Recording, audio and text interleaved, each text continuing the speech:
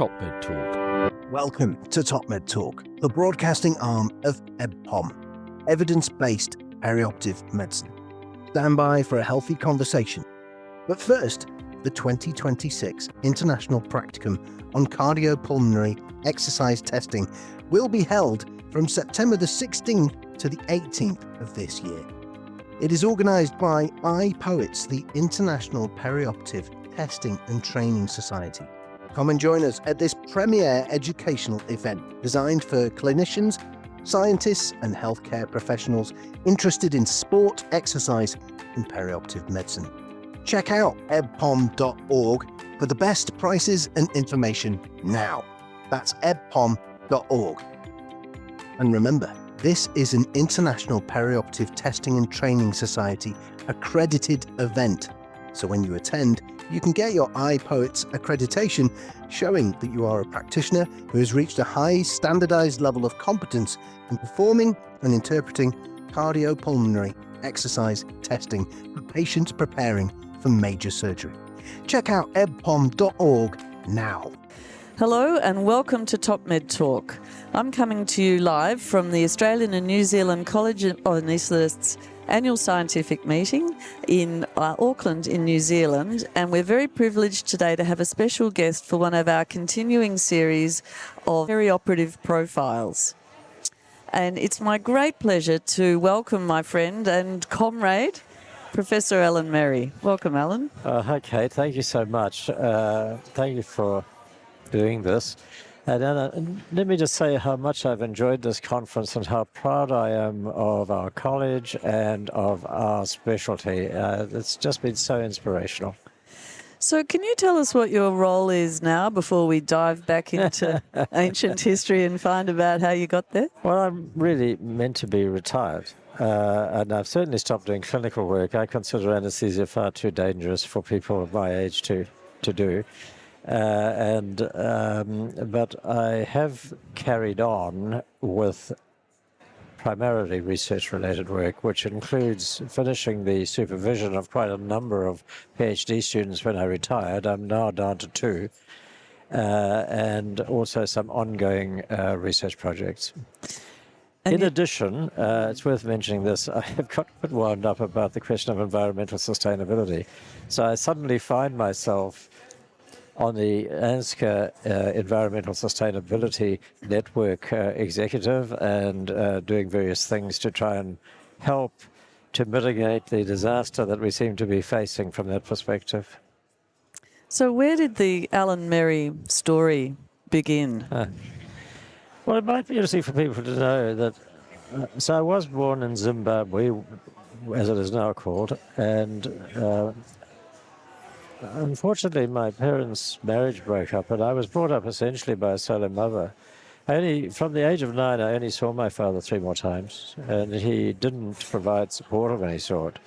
My mother was a secretary, and she used to work all day, a very high-powered secretary, actually, and then she'd come home and do private tuition in language classes to add to the budget. And, I did not go to school barefoot. I never went short of food, and we lived in a good area, and I went to a good government school, just the local government school, but it was a good one. And so I was enormously privileged to have all of that, but it was not quite the background that some people might imagine. She must have been an extraordinary woman. Well, she was really. She certainly had my welfare front and center. I mean, she wasn't always easy. I mean, she was quite stressed a lot of the time. We'd finish every month, wondering if it'd be quite enough money to pay the bills. There always was, actually, but that was a real worry. And she also felt very strong. They got divorced, and at her generation, she thought that was a disgrace, and she took that very personally. And all of these things, I think, have influenced my interest in equity generally. At one of the sessions today, Alicia Dennis talked about the equity issue for pregnant women and more generally women. And I think this experience of seeing how hard it was for my mother and how different it would have been had she been a man. I mean, just the salaries. People thought people were secretaries. They all had husbands and they were just doing this for fun. They didn't think they needed to pay them properly. it really has influenced the way I look at the world. Were you the first person in your family to go to university? I know. Interestingly, my mother was one of 5 children, and she was the only one who actually didn't go to university. So my uncles and aunts did. My father didn't, and I don't think on his side there were any. I am the first one to do medicine. There's a distant relation, but I'm a bit of a evolutionary sort of sideline because my children have not followed. They've looked at Sally, my wife, is a doctor as well. She's a academic psychiatrist. And they've looked at the two of us and said, "You've got to be kidding." So what inspired you to go to medical school, and where did you go? Well, I went to what was the Godfrey Huggins School of Medicine at that time. In Harare? In Harare. This is probably going to surprise people. I wasn't, altruistically motivated to save the world or anything like that. It was pragmatic. I was able to get in. I was encouraged to get in. In fact, my best friend persuaded me that it was the thing to do, and then he didn't get in. But it was more pragmatically that if I did other things, the future looked a bit uncertain for various reasons, not the least of which actually was at that time, I was under call-up papers from the time I was 16. To join the army? Yeah, absolutely. And they would defer. Actually, probably for university generally, but certainly to do medicine. And then when I qualified, I had to do work that both the army and the government agreed was priority work. I couldn't just say, "I'll do this, please." But it did do 2 things. It gave me, and I think the best way to express this is a reasonably secure path forward. Financially, I didn't want to get rich. I just did value the idea that I could be financially secure. And it did also I thought that I would inevitably, as to some degree I did, get involved in what was then called the Bush War. And I'd rather do it as a doctor than as a soldier. So that was a big influence. That was all the wrong reasons, actually. And then once you start in medicine, and you start actually managing, and particularly in Africa, when you're dealing with very sick people with very few resources, it doesn't take long before you do actually get caught up in why you're doing this actually, and that's sort of, I think, taken over as a driving force for a long time. Which university? Did you go to medical school in Harare? Yeah, I did. Was that a good school? It was excellent. It had been set up by Birmingham. In fact, up to the year before me, people got Birmingham degrees. But unfortunately, I got a Rhodesian degree, and they're very rare. There are only, I believe, 100 of them or so in the world. Wow. So whether I could sell it at Sotheby's, I have no idea. But it's not very politically correct, of course. But it was a remarkable university that was set up with very strong grounding in the importance of delivering care to the local population and making the resource go as far as possible. And so I actually came top of something called social medicine, which is really population health. And I think in a way I should have been a population health doctor, because I've always loved the idea of trying to affect the system and improve care for multiple people.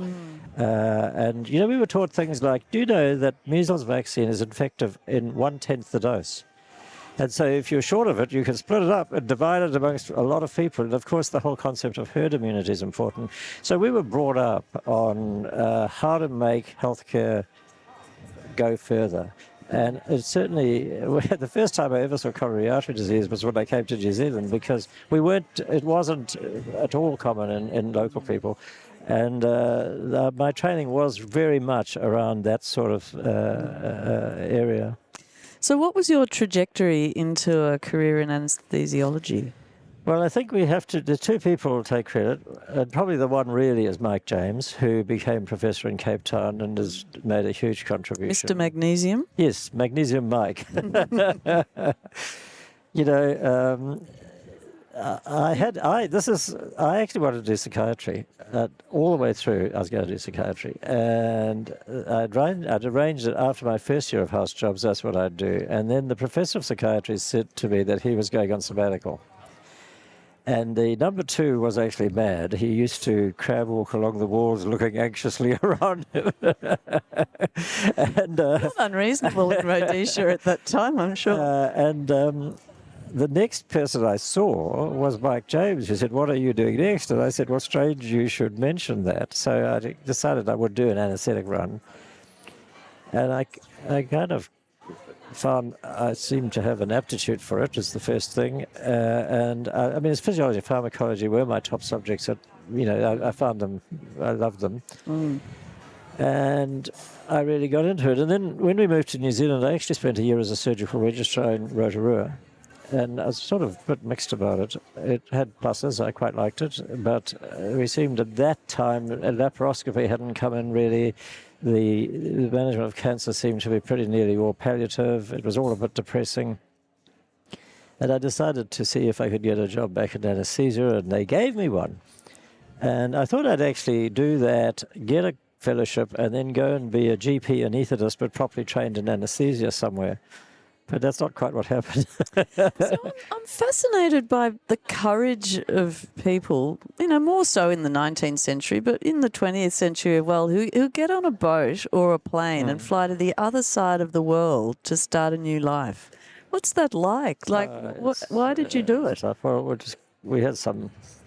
You got to realize that we were in a bad state at that time. So, we had the whole business of what was a British colony, declaring independence unilaterally from Britain, and then finding that you're increasingly aware that we talk a lot in New Zealand about colonialism and the bad things, but it was pretty bad there. We must distinguish it from South Africa. Rhodesia, as it was, never actually had apartheid. It never legislated explicitly the way South Africa did, but racism was certainly very present. Our university, by the way, was multiracial, but still there's war going on. 20,000 people died in that war. It was a real war. It was really bad, and that included people close to me. It didn't look as if it was going anywhere happy, and we decided to leave, and Sally looked at various places and saw an advertisement for Tokoroa. Where's Tokoroa? Well, that's a good question. When I told New Zealanders that we were coming to Tokoroa, they fell around laughing, which was a bit worrying. The advertisement said, very picturesque town, surrounded by forests, lakes, mountains with skiing, and the ocean. Perfect. So who wouldn't go? And all of that's true, except in the New Zealand context, it's true of anywhere in New Zealand. And it was a small 20,000 person forestry town. And we spent our first 6 or 8 weeks there. North Island, South Island? Yeah, it's quite central. Yeah. And it was a great place to start. People were very, very welcoming. But it was... actually, when we got there were too few consultants and too many juniors, and it was part of what is called the Waikato District Hospital Board, and Rotorua was short of a general surgery registrar and heard I'd done a bit of that, and so they came over and said, would I move? And I said, well, I'm committed to Tokoroa, and they said, no, it's the same hospital board, we'd like you to move, and so we did, and that was great. So that's how we came to New Zealand, and then we were only staying for a year. This happens to a lot of people. Yeah. I call it a sticky country. You come for a short period and you fall in love with it. Well, we're halfway through the podcast and we haven't got out of your teens yet. But let's cut to, you finished anaesthesia and you're a consultant at the Auckland City Hospital and at the Green Lane Hospital, which was the cardiac anaesthesia hospital. That was your specialty. And then anaesthetists in New Zealand began to run into trouble with medical manslaughter laws. Can you tell us about that? It wasn't just anaesthetists, it was actually health professionals generally. There was a cardiac surgeon, there was a dentist, I think, there was a nurse, and there were, I think, 3 anaesthetists. So it's often represented as just an anaesthetist problem. I think the reason we got pretty wound up is that just what I said earlier, anaesthesia is intrinsically dangerous. And we can have a patient who's healthy at the start of an anaesthetic that dies. And the only reason is that something's gone wrong with the anaesthetic. And so that puts us at particular risk. If you're a physician and a sick person comes in and you neglect them in the back of the ward, it's not nearly so clear-cut that you've actually had this causation event. So the first, and I don't use the name anymore because the family asked me not to actually, but there was a doctor who gave the wrong drug in emergency. That it's in a small hospital, and he was trying to deal with a situation at the end of a case where the patient was getting laryngospasm, and he'd come from Britain, and he was used to using doxapram, which isn't really a common drug in New Zealand, but unfortunately someone had put dopamine in the place where doxapram should be, and he ended up giving a 200 milligram type dose of dopamine to the patient. He resuscitated the patient to a degree, got the patient over to Waikato, went back, found the ampoule, and told everybody because he was trying to help the treatment and to be open. And he was charged with manslaughter. He was the second one, actually. The first one was an Australian who came over and had a syringe. He gave carbon dioxide instead of oxygen. In those days, we had carbon dioxide cylinders. And I suddenly realized that this was bad and could happen to me. And I got quite upset about it. So with Leona Wilson and others, we formed something called the Medical Law Reform Group, and I spent 3 years of my life with the support of a lot of colleagues. Most weeks I would fly to Wellington to meet members of Parliament. I saw almost every member of Parliament on both sides of the House. We had help from Bruce Corkle, who's now a judge, who was at that time a more junior lawyer, and a number of other people. And, we were told it was impossible, that changing the law is not something that you could do. But actually, we did in the end bring about the Crimes Amendment Act of 1997, which had the effect of... The problem in New Zealand was that the standard of negligence to be charged with criminal negligence, i.e. manslaughter, was just the normal standard of civil negligence that would normally be considered to justify a civil case. And we had that explicitly elevated to what's called a major departure standard, or in other parts of the world is called gross negligence. So it's not impossible to be charged with manslaughter, but in fact there have been no successful prosecutions since that time. There have been a couple of prosecutions, but they have failed, and there have been very, very few in recent years, because it also went hand in glove with the message that it's not a good way to deal with these problems. It's really not. I mean, it doesn't go to what really causes the problem. The legal process is adversarial. It's distressing for both sides. It's often unsatisfactory. Often the doctor is found not guilty, actually, and that leaves the family just not understanding, because, in a way, that the doctor has actually been responsible for the death, and then they're found not guilty, and it doesn't make sense. So we also, subsequent developments in New Zealand, have developed quite an advanced legal system for dealing with these things through the Health and Disability Commissioner. We have, of course, got ACC, and we have the a much Accident better Compensation Commission. Correct, yeah, Accident Compensation Commission. And you've got the Health and Safety Group that you ended up chairing. Yes, well, just reflecting on that with somebody else earlier, so it's called the Health, Quality and Safety Commission, and it's still going strong. It was, I can't remember quite how long ago, but I was asked by the then Minister of Health, Tony Ryle, to set it up. And it followed a few committees that had been doing work in the quality area. And so we did, and we established it across the entire health system to monitor and improve the quality of health and disability services and improve outcomes. And I think we correctly, well, I must just give credit, we appointed a very good CEO who made a great task of it, and we had a great board, and lots of people were involved. But I think we really made an effort to engage with medical and nursing and other clinical staff and kind of do this together, not to sort of impose things on people. We're very conscious of the extra work involved in measurement and the importance of only measuring things where the outcome of measuring them was really worthwhile. And I think we really did make an impact, and that is testified by the fact that a number of organizations were started at that time. It's the only one that's still going, and it is still going, and it's still going strong. So it's quite quite good. And your interest in safety has involved you in writing books and, Yes. and being on the WFSA and doing other things. But tell us about your book and your very famous co-author. Everybody wants that. That's the only reason anybody wants to talk That's to why me. we asked you on the I know, yeah, podcast. it is. Well, when we were doing the law reform work, there was a professor of law in Edinburgh who was international in medical law called Alexander McCall Smith, who at that stage was not famous. Well, he was famous, but only in the law. So he'd written books on law. Interestingly, guess where he was born? This is totally coincidental. Harare. Not Harare. He was actually Chipinga, but it was Zimbabwe. Yeah. And he'd moved at quite a young age to Scotland. And there's no other. It's just that's total coincidence. Yeah. But I phoned him up and said, I think we might have written to him, but at any rate, we made contact and said, look, you've written in your textbook about our law, and it says that you don't think it's right. Would you come and help us? And he said, yes, certainly. And I said, we have raised money, but we can only afford an economy fare. And how would you feel about staying with us? And he said, well, I don't mind the economy fare. I'd much rather stay with you than in a hotel.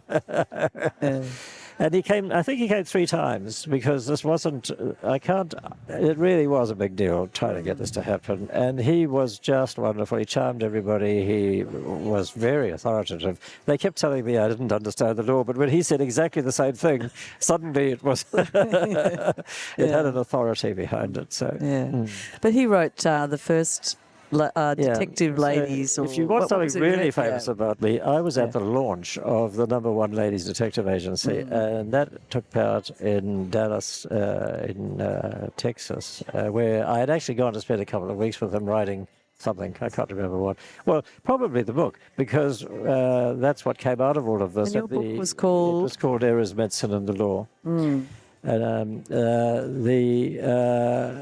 And that's published by Cambridge, and there's now a 2nd edition, and it's been translated. It's been, it has, I think, it's actually had more influence on law. Lawyers know about it, so that's probably where it needed to have the influence. So I often think about it. I've read it clearly, and there's a continuum of naughtiness, isn't there? From sort of, I know that I'm speeding, but it's only a little bit, and I won't do it for very long, or that twitcher, I can't find it, I'll get away with it this time, and then there's and you explained it beautifully how you can move, how it's not inevitable you're going to move from violations into egregious behaviour. But it's a great book. Thank you. Yeah. Let's go to the WFSA. Who got you into the WFSA? Well, like so many people, it was Kester Brown, and it was a bit of a misunderstanding, and I got invited to go to a meeting in Taipei, a WFSA meeting, and I think they thought I was the chair of the society. I was actually chair of the regional committee of the college. But anyway, while I was there, they said they needed the New Zealand representative on one of their committees, the General Assembly, and I seem to be the only sort of likely candidate. So Kester said, you better go and do that. And of course, Kester Brown was the director of anaesthesia at the Royal Children's Hospital in Melbourne. Huge contribution internationally, and everywhere you go in WFSA at that time, people would just talk about Kester as if he was the second coming. I mean, it was, And anyway, he then said, oh, well, you've got to join the committee now. And I did join the Asian and Australasian section, and worked with people like Florian Nuevo, and then that led me to be appointed to the Quality and Safety Committee of the college, of the WFSA, which led to a project called the Global Oximetry Project, GO, and with a variety of people, Isabel Walker, for example, and Ian Wilson. We demonstrated the feasibility of providing pulse oximeters to people who didn't have them. And then I subsequently got involved with the WHO initiative to improve surgical safety, which led to the development of the checklist. This is a very interesting part of your career. That work was published in the New England Journal of Medicine. Yes, it was, and it's influenced the life of every anaesthetist. worldwide. So, you know, Hopefully not all positively. of us are happy about that, obviously. But every now and again you think, you know what, this picked up something important. Yeah. So where, was it your idea, or how did it came come out to be? collectively. Admiral Gawande was the chair, Yes. and and there were 50 people at the first meeting, and what he did, which was, and I think Bill Berry was part of it. Bill was a retired cardiac surgeon and very influential in the whole process. But anyway, between them, they brought together a really interprofessional, multidisciplinary group of people, and nobody was representative. I didn't go there representing anybody. I was identified as someone who had contributed meaningfully to quality and safety and understanding of that, and that's what they wanted. They didn't want representation, they wanted experts. And collectively, what emerged from the whole thing is that surgical safety is about teamwork, and that the things that go wrong are frequently simple things are forgotten and communication fails. And in fact, some critics of the checklist have said it's not really a checklist, and that's true. It's actually a communication tool. It's got checklist elements, but this business of introductions, of checking that there's a plan, talking things like that. It's not just like an aeroplane thing, do A, B, C, D when the engine falls off. It is actually a tool to improve communication and improve teamwork.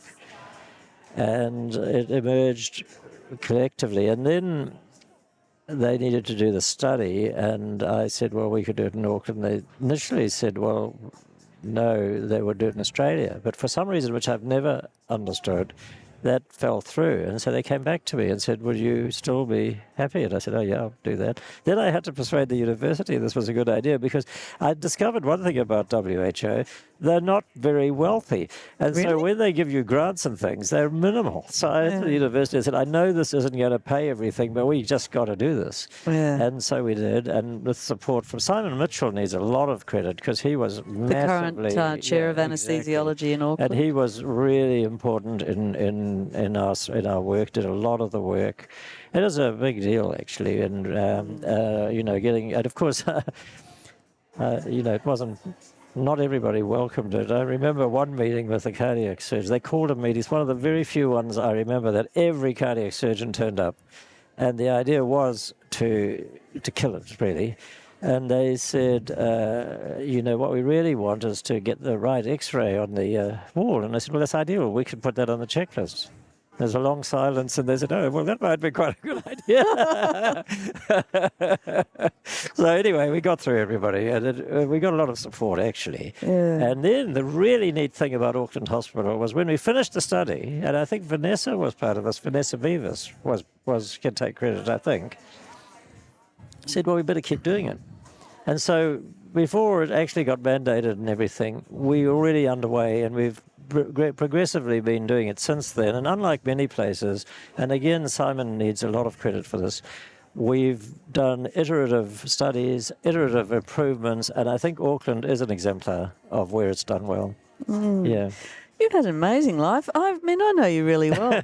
In kindergarten, did you write out a strategic plan about how your life was going to be? And you just seem so confident and know what you're doing and visionary. What's underneath I'm so chuffed you think that. Underneath all of that, I was just saying to somebody how stressful I found sharing today. I've been worrying about it all week. And of course, I put a lot of thought into it. You have done that 1,000 times. I know. You'd think it would be completely, I'd be completely fine. And I'm much better than I used to be. I used to get raging tachycardias. Really? When I would be on stage. And I don't do that anymore. But I still worry, and I prepare.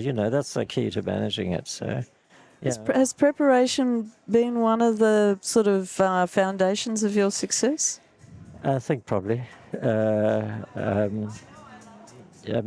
think so, yes. I think that's true. Yeah. What do you think the other qualities what do people see in you that they keep asking you to lead stuff? It's a mystery to me. I think you'll have to ask other people. No, I remember we went to a New Fellows conference, and we had to do a leadership quiz that involved 4 colours. There was green, blue, red, and yellow. and the 12 councillors at the time were actually evenly split between those. The green people were the sort of the process people, and I was one of them, organised whatever, and the blue people were the sort of rational scientists, and the red people were the sort of the bleeding heart of the issue people, and then yellow was the visionary delegators, and everybody went, Alan Merry. Delegation is more than people think. Yes. The thing about delegation is you have to be able to articulate clearly what you want. You have to leave people freedom to achieve the big picture, but you do have to keep in touch and provide support and see that you're actually getting towards the thing you wanted to do. And maybe I have sort of got the hang of that. It's, but you work so hard. I think you achieved a lot of that stuff at the University of Auckland in leading anaesthesia, but then you led, the whole show. Well, not quite. I mean, we've just had the Vice Chancellor of Oxford here, isn't she wonderful? I mean, what a great... Professor Irene Tracy. Exactly. That's somebody who's leading the whole show. So I ended up... So actually, firstly, about the Department of Anaesthesia, so Bob Boer started it as a division in pharmacology. Stefan Schug took it up to the next stage, and actually his leaving to go to Western Australia precipitated my entry into academia, because I had never been in the university, and they came and said, would I take the job? And I talked to Stefan, and he'd been turned down on a bunch of stuff, and I said, well, this is the list, and I've added to it. And so then of course Simon's taken it on, and I'm very proud of the department, because it is actually a strong department, and one of the things that's neat about it is we've included scientists. So we have a broad base, and it's very productive with a lot of PhD students, a lot of research, and it's great. And it's also Jamie in Waikato is part of it, of course, and we've got Ryan Anderson, and Jenny Weller. Jenny, of course, has been amazing, especially in the teamwork area, and we've been colleagues forever. So it's really been a rewarding thing. But then I ended up being the head of the School of Medicine, and that was fabulous. And we had such good heads of department. Surgery. One of the most supportive people to me in that role was the head of surgery. Ian Bissett. I mean, when I was you can imagine there were difficult times. I would phone him, and he would just get in behind. He was just amazing. Anyway, after that, I did that for quite a while, actually, I think 10 years or something. And then I became what's called Deputy Dean of the faculty, and the faculty includes nursing and pharmacy and optometry and all sorts of things, so very interprofessional. And I think that has characterized a lot of what I've done. I've always worked interprofessionally with lawyers, with nurses, with other people, and that's been really rewarding. Well, so from a boy with a single mum in a war-torn country, If I may, I just add right one other thing, end. by the That's way. amazing. And the person who has really influenced and guided me is my wife, Sally. I've often referred to her as my moral compass. She is in herself a very successful and amazing academic psychiatrist, and has done more to contribute to the mental health of children internationally. And I just wanted to acknowledge that, because every time I start going off the rails, I've got her to sort of bring me back, and which is great. And she talks about your support as well, Alan. So thank you so much for being on Top Med Talk Perioperative Profiles. It's been an absolute pleasure. Thank you, Kate. So you can find this podcast on our website. You can also download it using your favourite podcatcher. We are on social media. We're on all of the social media channels. So if you like this podcast, give us a big thumbs up and subscribe. And this helps us bring our podcast free and open access to the world. We'd like to thank our sponsors this year, which are GE and BD Advanced Patient Monitoring. And we'd like to thank the Australian and New Zealand College of Anaesthetists for hosting us at this marvellous meeting in Auckland. Kia ora. Top Med Talk. And remember, the 2026 International Practicum on Cardiopulmonary Exercise Testing will be held from September the 16th to the 18th of this year.